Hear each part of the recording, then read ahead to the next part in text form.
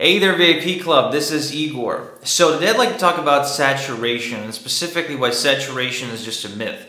You see, if you are in a hungry market, if you're in an active marketplace, a marketplace where there's lots of offers, lots of energy, lots of movement, lots of activity, then you want to promote things that sell. And usually anything that sells, a lot of people promote that, or at least a handful of people that have large budgets, right? They will find what works and they will push it as much as they can.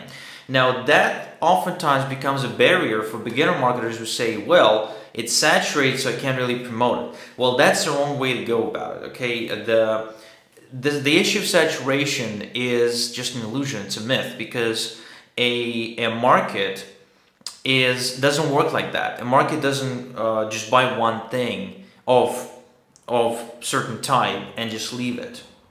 Okay, the market, the average consumer in that market, what they do is they buy a lot of stuff, especially if that stuff's similar to whatever it is they purchased the first time. So in other words, I just take Marvel Comics, right? So I got the Civil War comic I picked up in London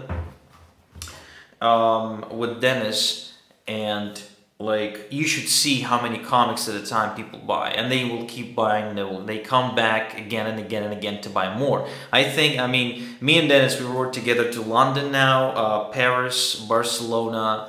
Was there anything else? I think that's pretty much it. I don't remember another trip. And the thing is that in each one of these countries, we went into a comic store and he bought something.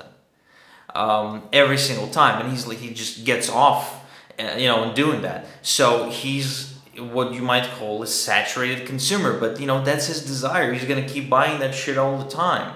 It's not something you can do to stop him. So same thing with our marketplace. If you believe that some product or an offer is saturated, well, think again, because you have people buying that stuff. That's their desire. They will keep buying stuff like that and stuff that's similar to that, and so your job is to now come in and give it to them. And whatever it is that other people might consider saturated, you now, my friend, need to pay attention and say, oh, this sells.